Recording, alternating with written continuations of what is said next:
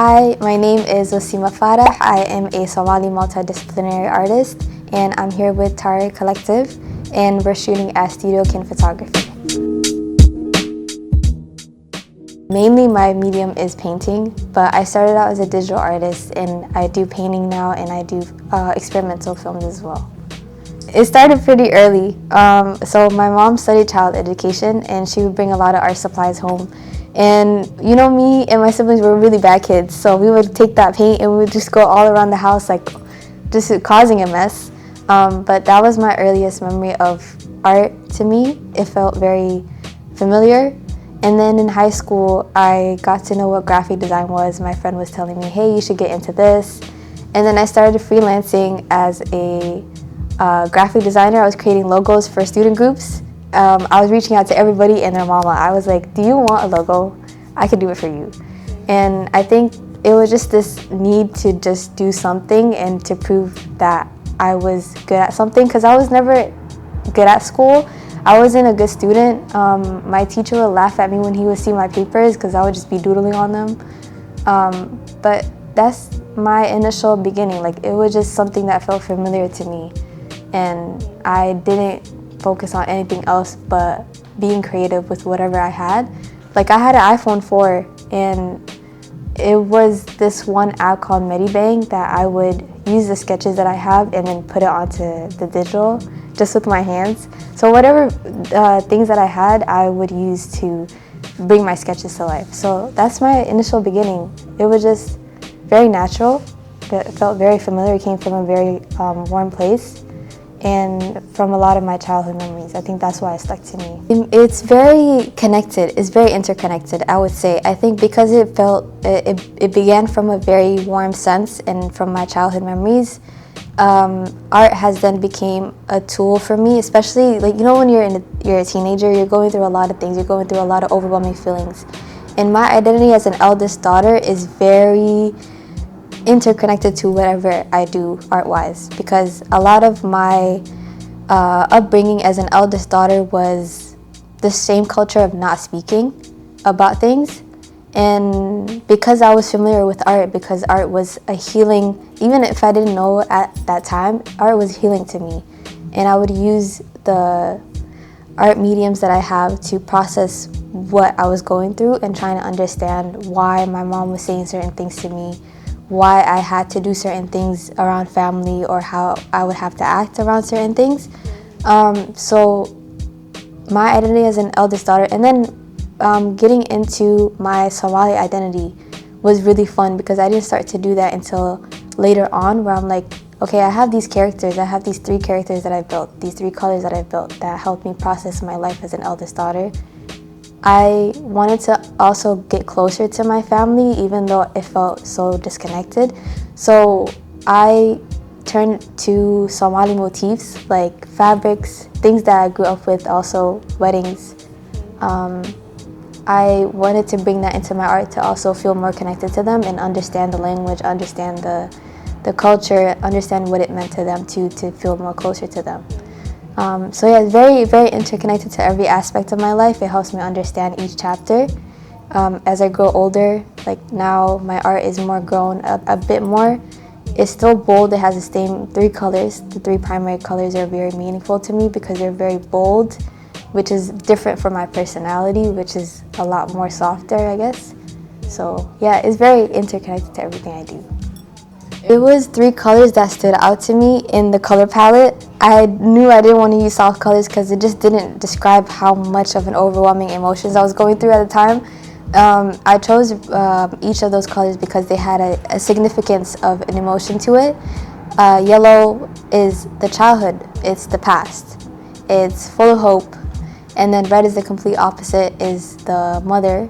It's full of wisdom, full of worry, full of anger. Red is a very angry color to me, but it's also very strong and steady.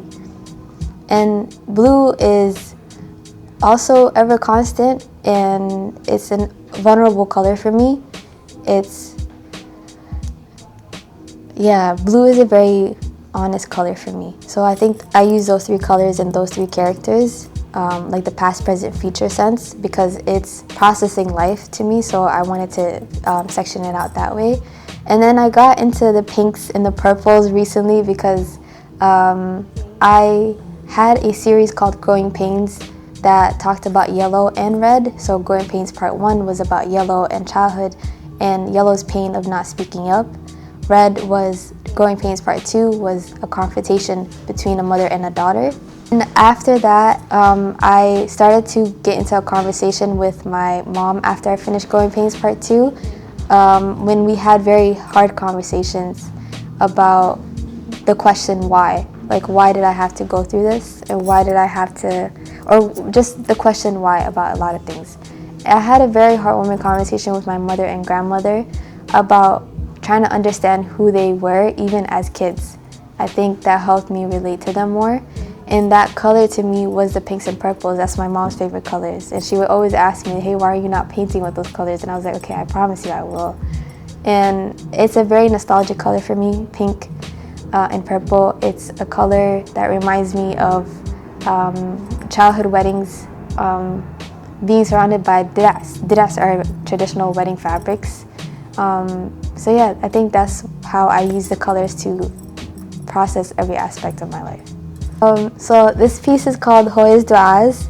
A lot of my art has figures with no face, just because I was also not good at drawing eyes, so I just decided to make it my art style. And I also just wanted to make it distinct to, like, okay, you can see yourself in any type of character easily. This piece, Hoya Du'as, came from, again, that conversation I had with my mother and grandmother. I began to ask myself things that brought me more happiness than anger, because a lot of my work were kind of passive-aggressive. It was like, okay, I'm mad now. How do I express it? Or I feel like this piece is more towards the gratitude part of growing up with my mother and my grandmother. Like, I was raised by my grandmother, and I'm constantly hearing her in the living room making dua by herself, and she's constantly just making dua for everybody. And dua is like, means prayers. She's constantly making duas for everybody but herself until the end. So it feels very heartbreaking, because it's like, this is a person that I was angry at, but then at the same time, she's very selfless in the way that she shows up for other people too, and I just wanted to honor that and honor a lot of mothers in how selfless they are and giving. And dua is such a precious way to give back to people that you love, and to hear her constantly do that in the living room is just like, that made me feel more connected to her. So that's how this piece came about, and just having something to rely on, because I would ask myself, like, what would I be without my mother's prayers? And I feel like I would be nothing, actually, because she's constantly praying for my safety, for my blessings, for my success. And I would hear that constantly, and it's so funny, because I'm like, the anger overwhelmed that part of my relationship with her, and I just had to go and dial and go back to that part of our relationship. I wouldn't say it's only Somali, to be honest. I mean, the forehead is giving very much Somali, I can't lie. I'm sorry, it's an instinct, I'm not even controlling it. But I wouldn't say it's only Somali. I would say it's whoever feels connected to it. Doesn't matter who you are. I think the reason why I also make sure to draw black skin is because we don't see that a lot in art. I want to make sure it's dark, not light skin. I'm sorry, but I think that's just the women I've grown up around have always been dark skinned, and I want to honor that too in myself as well. Yeah. So I've been using my art into experimental films as well, which has been very fun. I've been kind of transferring the characters into an experimental film lens, which has been really fun. I think that medium is very fun to play with because the work is abstract. It's like, I want to be a better painter. Mine have no details. I do want to add a lot more Somali motifs. I want to explore that more. I began that process a couple years ago, and I want to continue what that looks like.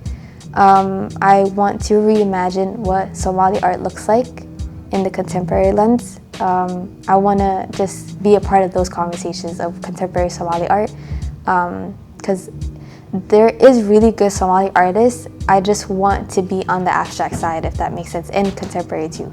And I do want to do more experimental films. I'm working on one called 2000 Nostalgia with a lot of my friends, a lot of my good friends back in Minnesota, that explores that nostalgic theme from a Somali girl's childhood lens, in different ages, whether it's kids, younger adults, and then elders.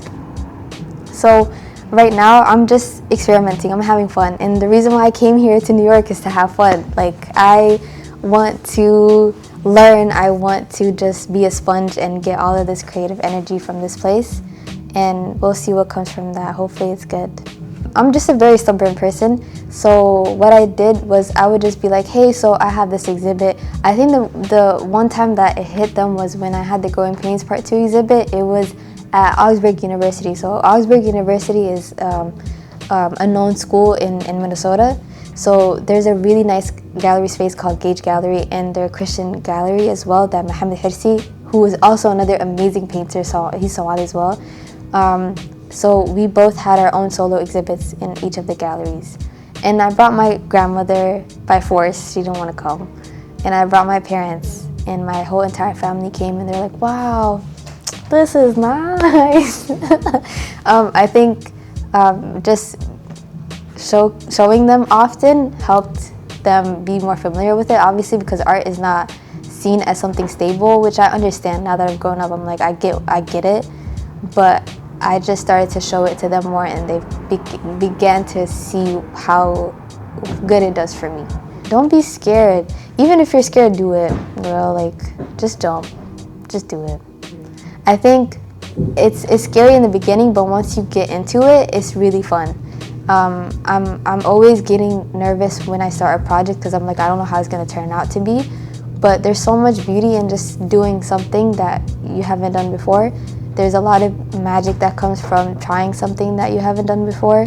That's how I got into experimental films. I don't call myself a filmmaker, I'm not gonna lie.